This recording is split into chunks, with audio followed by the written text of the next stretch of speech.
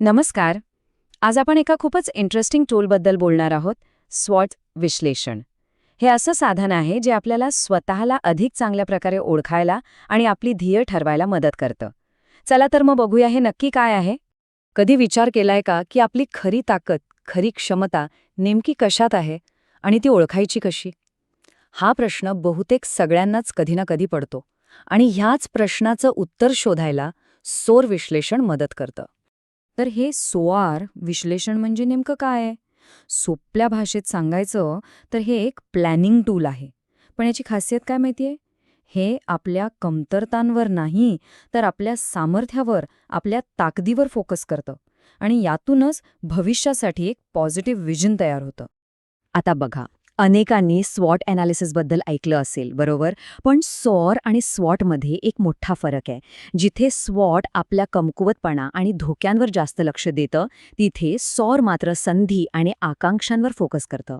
म्हणजे हा problem solving नाही, तर पॉसिबिलिटी फोकस्ड अप्रोच आहे. खूपच इंटरेस्टिंग आहे ना? चला मग SOARचा पहिल्या अक्षरापासून सुरुवात करूया. S म्हणजे स्ट्रेंथ्स, म्हणजेच आपली सामर्थ्य. कारण सगळी सुरुवात तर इथूनच होते, आपल्या आत दडलेल्या ताकदीला ओळखण्यापासून.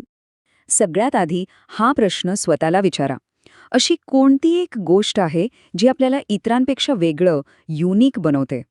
ते आपलं एखादं वैशिष्ट्य असेल, एखादा गुण असेल किंवा विचार करायची एखादी खास पद्धत. काहीही असू शकतं. आता विचार करा त्या स्किल्सचा ज्याचा आपल्याला अभिमान वाटतो. कदाचित तुमचं कम्युनिकेशन स्किल खूप चांगलं असेल किंवा तुम्ही टेक्नॉलॉजीमध्ये एक्सपर्ट असाल. अशी कोणती कौशल्य आहेत जी आत्मविश्वास देतात? आपल्यामध्ये ना अशा अनेक क्षमता असतात ज्यांना आपण अनेकदा गृहीत धरतो. पण त्या कोणत्या क्षमता आहेत ज्यांची आपण खरोखर कदर करतो? अशी कोणती नॅचरल टॅलेंट आहे जी अगदी सहजपणे येते? आणि हो, थोडंसं मागे वळून पाहूया. आत्तापर्यंतची सगळ्यात मोठी अचीव्हमेंट कोणती वाटते?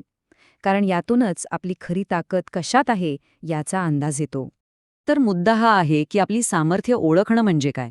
तर आपल्या युनिक टॅलेंटला ओळखणं, आपल्या स्किल्सना मान देणं आणि आपल्या भूतकाळातल्या यशावर भविष्य घडवणं. हीच या विश्लेषणाची पहिली आणि सगळ्यात महत्त्वाची पायरी आहे. ओके, तर आपली सामर्थ्य तर कळाली. आता वळूया पुढच्या टप्प्याकडे. ओ म्हणजे ऑपॉर्च्युनिटीज आणि ए म्हणजे ॲस्पिरेशन्स, म्हणजेच संधी आणि आकांक्षा. संधी म्हणजे काय? तर आपल्या आजूबाजूला असलेल्या गोष्टी जे आपल्याला वाढायला मदत करतात.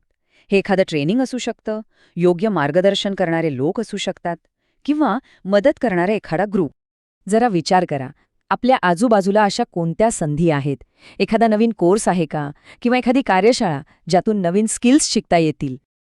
आणि लोक आपल्या आजूबाजूला असे कोणी लोक किंवा ग्रुप्स आहेत का जे आपल्या डेव्हलपमेंटमध्ये मदत करू शकतात?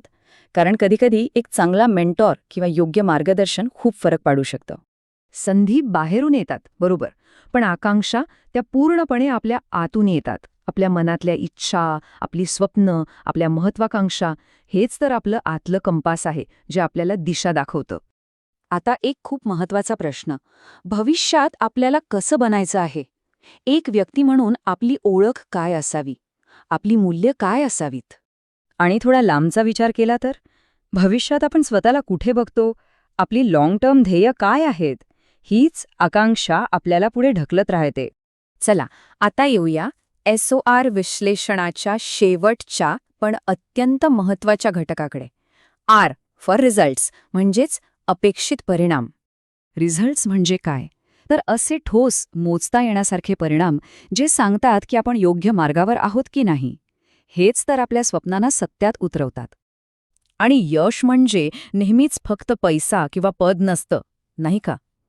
इथे बघा, वाढलेला आत्मविश्वास, सुधारलेलं कम्युनिकेशन, चांगली इमोशनल इंटेलिजन्स किंवा विचारांमधली लवचिकता, हे सगळे यशाचेच महत्त्वाचे मापदंड आहेत. ओके, तर SOAR हे सगळं तर आता आपल्याला कळलं. पण सगळ्यात महत्त्वाचा प्रश्न, आता पुढे काय? या सगळ्या माहितीचं करायचं काय? याला ॲक्शनमध्ये कसं आणायचं? तर हा आहे आपला ॲक्शन प्लॅन. स्टेप 1, या विश्लेषणावर आधारित एक पर्सनल डेव्हलपमेंट प्लॅन बनवा. स्टेप 2, आपल्या ताकदीचा आणि संधींचा वापर करून आपल्या ध्येयांच्या दिशेने काम सुरू करा. स्टेप 3, प्रगती मोजण्यासाठी काही टप्पे ठरवा. आणि सगळ्यात महत्त्वाचं, हे काम इथेच थांबत नाही. हा प्लॅन वेळोवेळी रिव्ह्यू करा आणि त्यात बदल करत राहा. ही एक सतत चालणारी प्रोसेस आहे. कारण एक गोष्ट लक्षात ठेवली पाहिजे. वैयक्तिक विकास हा एक न संपणारा प्रवास आहे. ही काही एकदा करून संपणारी गोष्ट नाही. त्यामुळे वेळोवेळी आपल्या सोवार विश्लेषणाकडे परत येणं खूप महत्वाचं आहे. आणि जाता जाता हे एक वाक्य कायम लक्षात ठेवा. महत्वाकांक्षेला आकाश ठेंगणे असते. खरंच, जेव्हा आपली ताकद, संधी आणि स्वप्न एकत्र येतात, तेव्हा कोणतंही ध्येय अशक्य वाटत नाही.